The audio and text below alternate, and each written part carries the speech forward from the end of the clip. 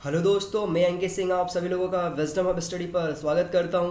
दोस्तों, इस वीडियो के माध्यम से हमारा एक जो सीरीज चल रहा था उसको हम डिस्कस करेंगे। वे सीरीज़ था हमारा यूपीएससी 2020 प्रीलिम्स फैक्ट सीरीज़, जो कि आपको पता होगा कि जो यूपीएससी का एग्ज़ाम है वो 31 मई को होना था, लेकिन ड्यू टू कोविड-19 पैंडमिक की वजह से वो पोस्टपोन्ड हो गया, डिले हो गया। अब जो नया एग्ज़ाम डेट है वो 4 अक्टूबर है। तो 4 अक्टूबर है, तो मैं ये जो सीरीज़ है फिर से स्टार्ट कर रहा हूँ। इससे पहले मैं 60 वीडियो बना चुका हूँ, आप जा करके देख सकते हैं। सारे वीडियोस में आपको बहुत सारी डिटेल में इन्फॉर्मेशन प्रोवाइड कराई जाएगी। सो उसी प्रकार से ये वीडियो रहेगा, आपको बहुत सारी इन्फॉर्मेशन प्रोवाइड कराएगा एक वीडियो के माध्यम से, जिस हम टॉपिक को डिस्कस करेंगे। तो इस वीडियो में हम 4 महत्वपूर्ण टॉपिक को डिस्कस करेंगे। वे 4 टॉपिक है यहाँ पर। पहला है यहाँ पर किसान उत्पादक संगठन। दूसरा है यहाँ पर सचिवों का अधिकार प्राप्त समूह और परियोजना विकास प्रकोष्ठ, जिसे हम ईगोश कहेंगे। तीसरा है यहाँ पर विश्व प्रत्यायन दिवस 2020, ऑब्जेक्टिव, एम, टारगेट और थीम क्या है ये समझेंगे। चौथा टॉपिक है यहाँ पर तुरंत कस्टम्स। तो तुरंत कस्टम्स एक प्रकार का वेबसाइट्स है, ये भी हम समझेंगे क्या कार्य है इसका। चूंकि कस्टम से रिलेटेड है तो ये किससे संबंध रखता है, आबकारी विभाग से, टैक्स से संबंधित रखता है। तो हम समझेंगे क्या किस प्रकार से कार्य करता है ये। तो दोस्तों, मैं आपसे बोलूँगा कि जब ये वीडियो आप देखेंगे तो इसकी स्पीड को आप बढ़ा लें। 1.25 की स्पीड पर आप इसे देखें तो आपको समय भी बचेगा। तो देखिए, हम स्टार्ट करते हैं इसको। तो जो पहला टॉपिक है वो यहाँ पर किसान उत्पादक संगठन, जिसे हम फार्मर प्रोड्यूसर ऑर्गेनाइजेशन कहते हैं। तो देखिए, भारत सरकार ने अगले 3 वर्षों में 3500 किसान उत्पादक संगठनों के निर्माण करने की योजना बनाई है। कितने 3500 एफपीओज बनाने की योजना बनाई है, जिससे किसानों का जो उपज है उसका उचित मूल्य उन्हें मिल सके। जैसा कि जानते हैं हम कि प्रधानमंत्री मोदी का जो विज़न है कि 2022 तक किसानों का जो आय है वो दोगुना करना, तो ये जो प्रोग्राम है उसी क्रम में एक सहायक सिद्ध होगा। तो इसके प्रमुख बिंदु क्या हैं जो कि हमें समझना होगा, वे प्रमुख बिंदु हमारे एग्ज़ाम में भी आ सकते हैं। तो यहाँ पर देखेंगे कि जो आगामी 3 वर्षों में जो एपीएस बनाने की जो योजना है वो है यहाँ पर तकरीबन इस प्रकार का कि एक प्रोग्राम चलाया जाता है भारत सरकार का, जिसे हम कहते हैं यहाँ पर एक उत्पाद एक जिला पहल पर आधारित रहेगा सारे के सारे एफपीओस। एफपीओस मुख्य रूप से कम मात्रा वाली अन्य उपजों के अलावा विशेष कमोडिटी को बढ़ावा देगा तथा इसका व्यापार को बढ़ावा देगा, व्यापार करेगा। वित्त मंत्री जो निर्मला सीतारमन जी हैं, उन्होंने उनका जो बजट का भाषण था उस बजट के भाषण में यहाँ पर कहा था कि अगले 5 वर्षों में 10,000 एफपीओस बनाने की घोषणा की गई है। मतलब 10,000 एफपीओस बनाने में भारत सरकार मदद करेगी। वर्तमान में भारत में कितने एफपीओस काम कर रहे हैं, तो वर्तमान में देश में 5,000 एफपीओस कार्य कर रहे हैं, जिनमें से जो 110 हैं वो यहाँ पर small farmer agri business consortium, जिसे SFAC कहा जाता है, के संबंध में कार्य कर रहे हैं। जबकि यहाँ पर जो 3,000 है वो राष्ट्रीय कृषि एवं ग्रामीण विकास बैंक, जिसे हम नाबार्ड कहते हैं, के अंतर्गत कार्य कर रहे हैं। यहाँ पर कितने 3,000 यहाँ पर नाबार्ड के तहत काम कर रहे हैं और 910 यहाँ पर काम कर रहे हैं SFAC के अंतर्गत, जिसमें से कुछ जो हैं वो निजी बचे हुए निजी जो कंपनियां हैं उसके अंतर्गत ये काम कर रहे हैं। तो ये आप देखेंगे कि इस प्रकार से ये जो एफपीओस हैं वो यहाँ पर निर्धारित किए गए हैं। फिर यहाँ पर हम बात करते हैं कि किसान उत्पादक संगठन एफपीओस क्या है, जो हम जिसकी हम जिक्र कर रहे हैं यहाँ पर। देखिए, एफपीओस क्या है कि किसान उत्पादक संगठनों का अभिप्राय किसानों, विशेष रूप से छोटे और सीमांत किसानों के समूह को से होता है। किससे? छोटे समूह होते हैं, मझोले समूह होते हैं किसानों के, उनसे होता है। इस प्रकार के संगठनों का जो प्रमुख उद्देश्य है वो क्या है? किसानों से संबंधित चुनौतियों का प्रभावी समाधान करना, ये इसका मुख्य उद्देश्य है इसका। एफपीओस प्राथमिक उत्पादों जैसे कि किसानों का दूध उत्पादन, मछुआरे होते हैं, बुनकर होते हैं, इसके बाद कारीगर होते हैं आदि के द्वारा गठित जो मतलब कानूनी इकाई उसको कहा जाता है यहाँ पर। तो एफपीओस को भारत सरकार तथा नाबार्ड जैसे संस्थानों से भी सहायता प्राप्त होता है, क्योंकि हमने देखा है कि जो 3,000 इसमें जो एफपीओस है वो किससे संबंधित, वो नाबार्ड से हैं, और इसके बाद 910 किससे हैं, वो SFAC से हैं, और बाकी के जो बचे कुछ हैं वो किससे हैं, वो प्राइवेट संस्थाओं से हैं। तो इस प्रकार से हम देखें तो ये एक बहुत ही मज़ा हुआ एक संगठन है। अब हम बात करते हैं दूसरा जो हमारा जो टॉपिक है वो, तो दूसरा जो टॉपिक है वो है सचिवों का अधिकार प्राप्त समूह और परियोजना विकास प्रकोष्ठ, जिसे हम कहेंगे empowered group of secretaries and project development cell.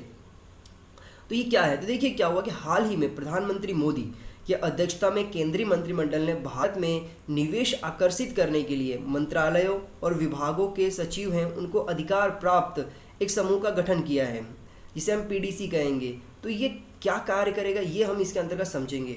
तो जैसे कि आप देख रहे हैं कि कोविड-19 के समय बहुत सारी जो कंपनीज़ है वो चाइना को छोड़ के आ रही है, तो किस प्रकार से इन कंपनीज़ को आकर्षित किया जाए, इनको किस प्रकार से भारत के अंतर्गत राज्यों में जगह प्रोवाइड कराया जाए, उन्हें सुविधाएं उपलब्ध कराई जाए, इसके लिए ये जो पूरा का पूरा जो समिति है, जो ग्रुप है, ये सेल है, इसका निर्माण किया गया है। तो यहाँ पर आप देखेंगे कि जो ये बजट है, बजट में घोषणा किया गया था कि जो भारत की इकॉनमी है उसको 2024-25 तक 5 ट्रिलियन इकॉनमी करनी है। तो उसके करने के लिए किस प्रकार से रोड मैप बनाया जाएगा, ये सेक्रेटरी जो समूह है वही कार्य करेगा। तो जो एम्पावर्ड ग्रुप ऑफ सेक्रेटरीज, जिसे हम इगोश कहेंगे, ये क्या करेगा, भारत में निवेश को बढ़ावा देने के लिए उसमें जो भी सुविधाएं हैं, सहायता है, उसको उपलब्ध कराने के लिए ये समिति काम करेगी। तो इसमें क्या है कि इसमें कुछ अधिकार प्राप्त सचिव और समूह हैं, इसकी स्थापना की गई। तो इसके जो सदस्य हैं वो कौन रहेंगे, तो इस समिति के जो सदस्य रहेंगे वो रहेंगे कैबिनेट सचिव, इसके अध्यक्ष रहेंगे। कौन रहेगा, जो कैबिनेट सचिव होते हैं वो इसके अध्यक्ष रहेंगे, जैसे कि अभी राजीव गाबा हैं। फिर इसके बाद आप देखेंगे कि जो दूसरा है यहाँ पर सीईओ, कौन, जो नीति आयोग के सीईओ हैं वो इसके सदस्य रहेंगे। तो नीति आयोग के सीईओ कौन है, अभी अमिताभ कांत है, तो ये इसके सदस्य रहेंगे। फिर यहाँ पर सचिव रहेंगे, उद्योग संवर्धन और आंतरिक व्यापार विभाग के जो सदस्य हैं वो इसके सचिव, मतलब सचिव सदस्य रहेंगे। फिर वाणिज्य विभाग के जो सचिव हैं वो भी इसके सदस्य रहेंगे। फिर राजस्व विभाग के जो सचिव हैं वो भी इसके सदस्य रहेंगे। फिर आर्थिक मामलों विभाग के जो सदस्य हैं, सचिव है, वो भी इसके सदस्य रहेंगे। फिर संबंधित विभाग के सचिव विकल्प के रूप में इसमें रखे जा सकते हैं, मतलब जितने भी संबंधित कॉमर्स से संबंधित जितने भी मंत्रालय हैं उनके जो सचिव हैं वे सचिव इसके सदस्य रहेंगे। तो जो EGOS है इसका उद्देश्य क्या है, तो उद्देश्य की अगर हम बात करें तो देखिए इसका उद्देश्य ये है कि जो विभिन्न विभागों और मंत्रालयों के बीच तालमेल कायम करना, समयबद्ध स्वीकृतियों को सुनिश्चित करना इसका काम रहेगा। फिर भारत में अधिक निवेश आकर्षित करना और वैश्विक निवेशकों को निवेश समर्थन तथा सुविधाएं उपलब्ध कराना इसका ऑब्जेक्ट रहेगा। फिर यहाँ पर लक्षित तरीकों से शीर्ष निवेशकों से आने वाले निवेश का आसान बनाना और समय निवेश परिदृश्य में नीतिगत स्थापित करना और सामंजस्य को कायम करना। फिर विभागों द्वारा परियोजना निर्माण तथा उस पर होने वाले वास्तविक निवेश के आधार पर निवेशों का मूल्यांकन करना, ये इसका ऑब्जेक्टिव रहेगा। तो क्या आप देख रहे हैं यहाँ पे नीति आयोग है, बहुत सारे कॉमर्स मिनिस्ट्री के सचिव हैं यहाँ पर, तो एक दूसरे के साथ एक कॉम्बिनेशन बैठाएंगे और जो भी यहाँ पर कागजी कार्यवाही है, कानूनी कार्यवाही है, उसको सरलीकृत कर देंगे ताकि जो भी निवेशक आ रहा है उसको आसानी से भूमि मिल जाए, उसको जो भी यहाँ पर कानूनी प्रक्रियाएँ हैं वो करने में आसान हो जाए, ताकि उसको ज़्यादा से ज़्यादा कॉम्प्लिकेटेड प्रोसेस से ना गुजरना पड़े। ये इसमें किया जा रहा है। फिर यहाँ पर हम बात करते हैं, यहाँ पर परियोजना विकास प्रकोष्ठ की भी बात की गई है यहाँ पर। तो परियोजना विकास प्रकोष्ठ क्या है, जिसे हम प्रोजेक्ट डेवलपमेंट सेल कहेंगे, PDC। तो देखिए केंद्र सरकार और राज्य सरकार के बीच समन्वय में निवेश योग्य परियोजनाओं के विकास के लिए एक परियोजना विकास प्रकोष्ठ की स्थापना की जाएगी। जैसे कि आपने देखा होगा कि जब बहुत सारी कंट्रीज़ आ रही हैं, चाइना को छोड़ रही हैं, तो योगी आदित्यनाथ जी ने एक घोषणा किया था कि हम इन कंपनीज़ को लग्जमबर्ग से 2 गुना ज़्यादा ज़मीन प्रोवाइड कराएंगे।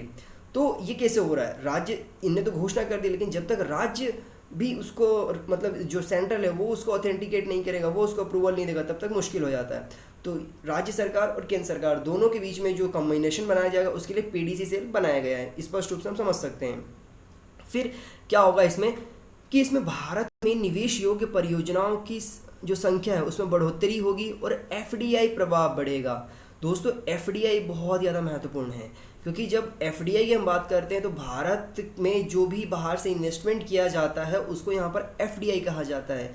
एक होता है FII, तो FII का प्रोसीजर अलग होता है, तो उसके बारे में आप थोड़ा सा सर्च करिएगा और मुझे बताने की कोशिश करिए कि FII का डेफिनेशन क्या होता है। ये मैं आप लोगों को छोटा सा होमवर्क दे रहा हूँ।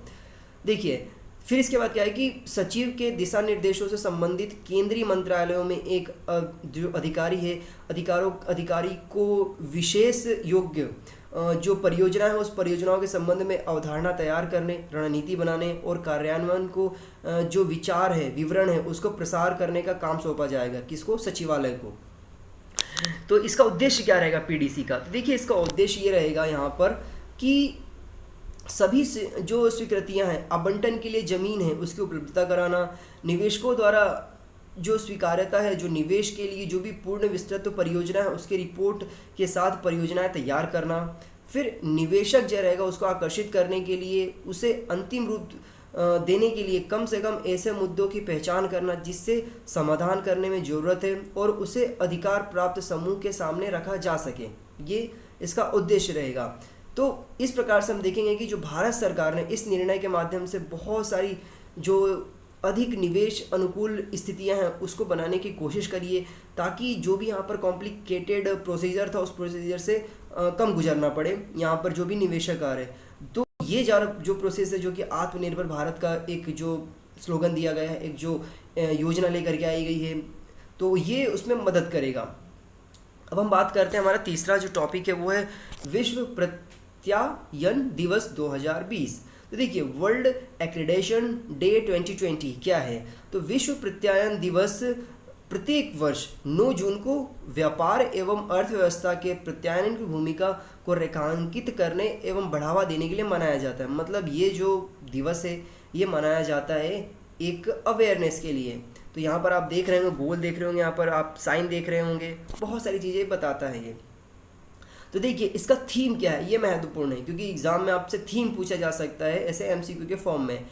तो इसका थीम है कि प्रत्यायन खाद्य सुरक्षा में सुधार लाना, मतलब एक्रेडिटेशन इम्प्रूविंग फूड सेफ्टी, जिसे हम अंतर्राष्ट्रीय प्रत्यायन forum, international accreditation forum IAF एवं अंतर्राष्ट्रीय प्रयोगशाला प्रत्यायन सहयोग, international laboratory accreditation corporation ILAC द्वारा निर्धारित किया जाता है। तो इसके कुछ महत्वपूर्ण बिंदुओं को देख लेते हैं जो कि मे बी कुछ आ सकते हैं। तो देखिए भारतीय गुणवत्ता परिषद ये आता है इसके अंदर।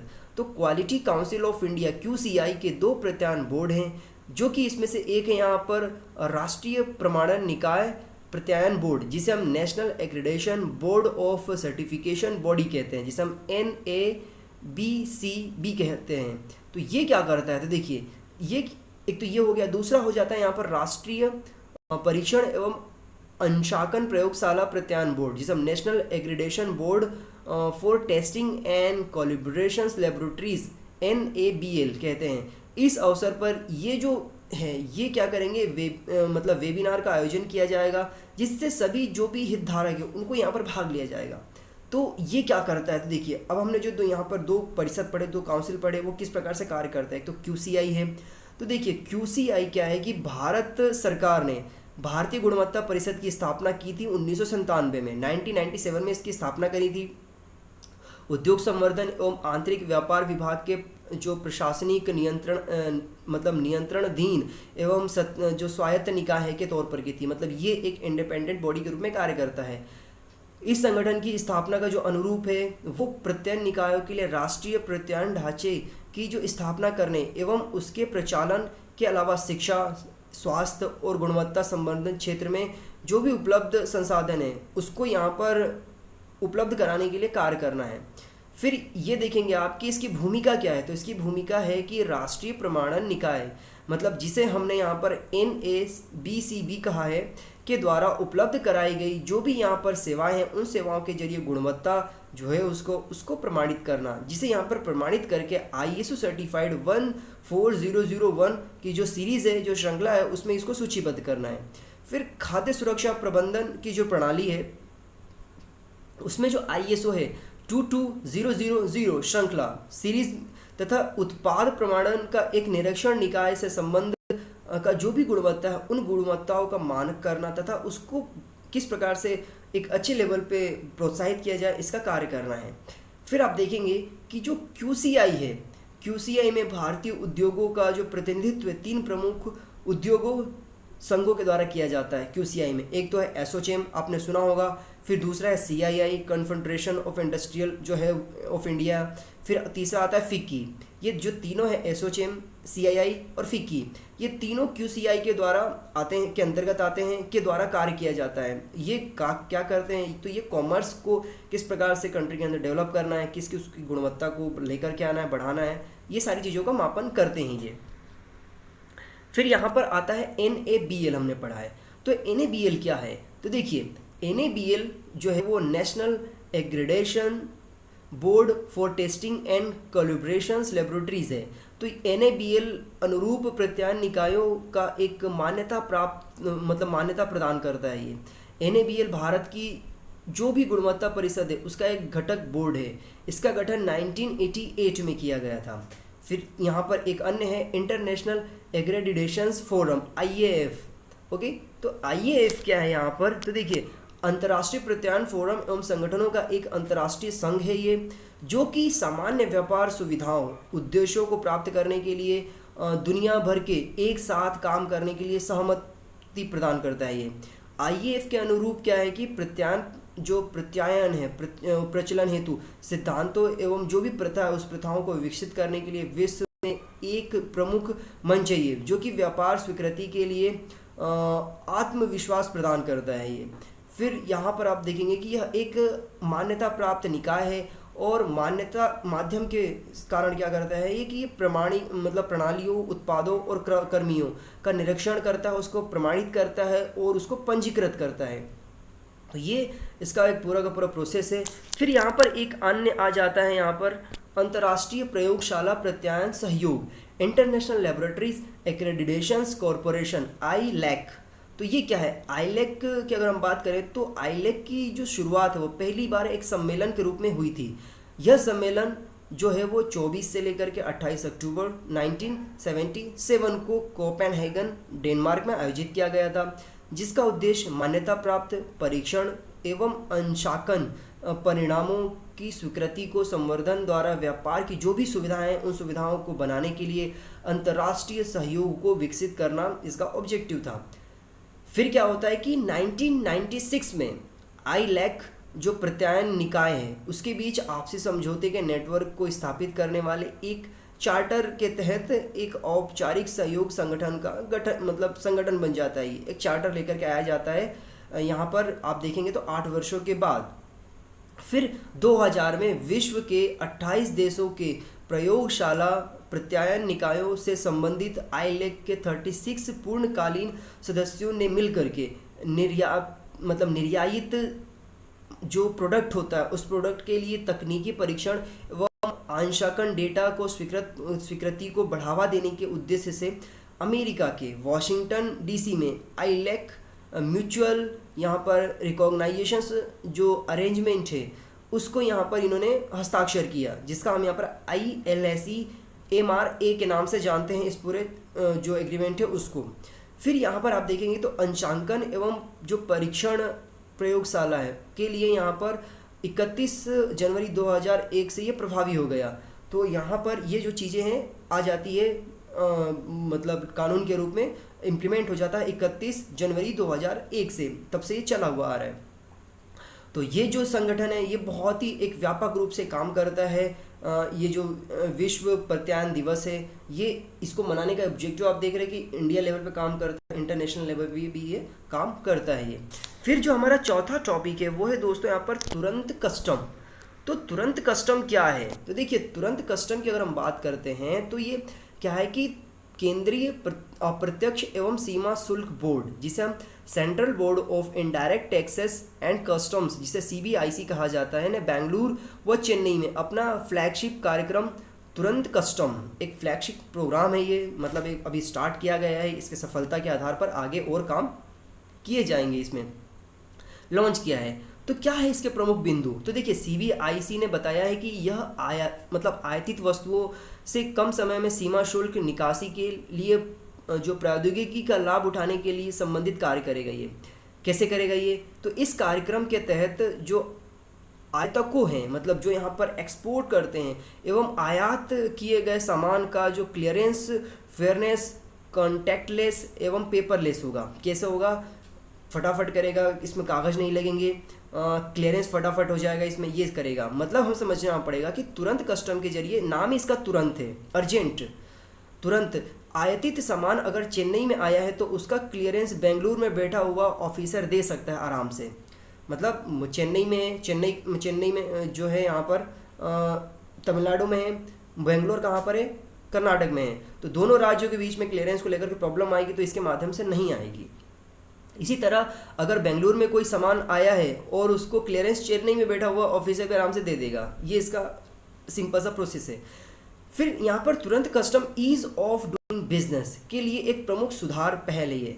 ईज ऑफ डूइंग बिजनेस हम जानते हैं कि जो जितना ईजी बिजनेस होगा, जैसा जो रैंक चल रही है अभी हमारी 66 के आसपास, तो ये जितना ज़्यादा हम प्रोसेस को सिंपल बनाएंगे, इजी बनाएंगे लोगों को, उतना ही अच्छा आसानी से बिजनेस करने में सफलता प्राप्त होगी। तो ये इसका ऑब्जेक्टिव मतलब कार्य है इसका। फिर आप देखेंगे दिसंबर 2020 तक इसे देश के सभी बंदरगाहों, हवाई अड्डों और आंतरिक कंटेनर डिपो में शुरू किया जाएगा। अभी तो ये फ्लैगशिप प्रोग्राम है, इसको और भी आगे स्टार्ट करने का पहल किया गया है। तो पहले चरण में इसके अंतर्गत देश के प्रमुख बंदरगाहों एवं हवाई जहाज़ों पर मेडिकल, इलेक्ट्रॉनिक एवं इलेक्ट्रॉनिक्स मशीनरी के आयात को कवर किया जा रहा है। अभी क्या हो रहा है, अभी 3 तरह के जो कमोडिटीज़ हैं, जो गुड्स हैं, उनको किया जा रहा है कवर इसके अंतर्गत। मैकेनिकल जो प्रोडक्ट है वो, इलेक्ट्रॉनिक्स एंड इलेक्ट्रिकल्स को। यहाँ पे अब हम बात कर लेते हैं CBIC के बारे में। तो केंद्रीय अप्रत्यक्ष एवं सीमा शुल्क बोर्ड क्या है? Central board of indirect taxes and customs. तो देखिए ये जो संस्था है ना, ये केंद्रीय प्रत्यक्ष एवं सीमा शुल्क बोर्ड केंद्रीय वित्त मंत्रालय के अंतर्गत राजस्व विभाग का एक सहायक बोर्ड है। यह बहुत महत्वपूर्ण बिंदु है दोस्तों, क्योंकि यही पूछा जा सकता है कि किस मंत्रालय के अंतर्गत आता है। तो ये किसके अंतर्गत आता है? केंद्रीय मंत्रालय के अंतर्गत राजस्व विभाग का एक सहायक बोर्ड है ये। यह लेवी एवं सीमा शुल्क, केंद्रीय उत्पाद शुल्क, केंद्रीय माल एवं सेवा कर और IGST के संग्रह के लिए नीति जो निर्माण है के संबंधित जो भी कार्य होता है उसकी तस्करी को रोकथाम के लिए कार्य करता है ये।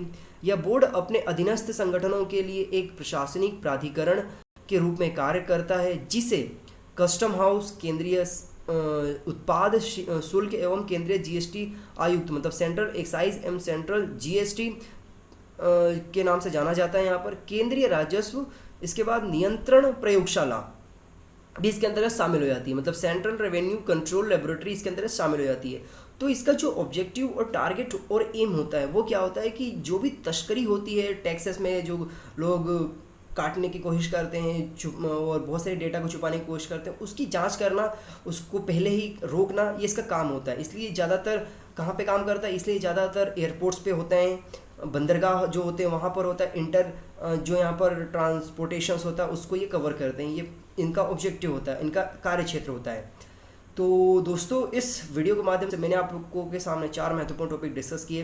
किसान उत्पादन संगठन, सचिवों का प्राधिकरण समूह और परियोजना विकास प्रकोष्ठ। तीसरा था विश्व प्रत्यायन दिवस, उसके बारे में बहुत डिटेल से डिस्कशन किया। और चौथा था यहाँ पर तुरंत कस्टम्स। तो आई होप, मुझे उम्मीद है कि आप लोगों को ये जो टॉपिक्स है चारों बहुत ही अच्छे से समझ में आए होंगे, बहुत ही इन्फॉर्मेशन आपको प्रोवाइड कराया होगा इसने। अन्य प्रकार की कोई भी इन्फॉर्मेशन प्राप्त करने के लिए आप हमारा जो यूट्यूब चैनल है इसे सब्सक्राइब कर लीजिए। बेल आइकन बटन दबाना बिल्कुल ना भूलें, क्योंकि अब ये वीडियो आप लोगों को प्रतिदिन शाम को 7 बजे इसी चैनल पर प्राप्त होगा। इसकी PDF प्राप्त करना चाहते हैं आप तो मैं आपको लिंक प्रोवाइड करा दूंगा डिस्क्रिप्शन बॉक्स में। फेसबुक का एक लिंक प्रोवाइड कराऊंगा जहां पर मैं डेली अपडेट्स प्रोवाइड कराता हूं करंट अफेयर्स के, जो कि बहुत ही डिफरेंट होते हैं अन्य इन्फॉर्मेशन से, बहुत ही ऑथेंटिकेट होते हैं, डेटा के साथ होते हैं। उसका भी लिंक आप लोगों को प्रोवाइड करा दूंगा। चलिए फिर से मुलाकात होगा। अपना ख्याल रखिए, अपने घर वालों का ख्याल रखिए। कोरोना वायरस के लिए जो भी यहाँ पर गाइडलाइन सजेशन दिए गए हैं उसको बाकायदा फॉलो अप करिए, ताकि हम सुरक्षित रह सकें, अपने समाज को सुरक्षित रख सकें, और एग्ज़ाम जो आ रही है उसके लिए भी हम अच्छे मेंटली प्रिपेयर हो सकें। Have a good day. जय हिंद, जय भारत।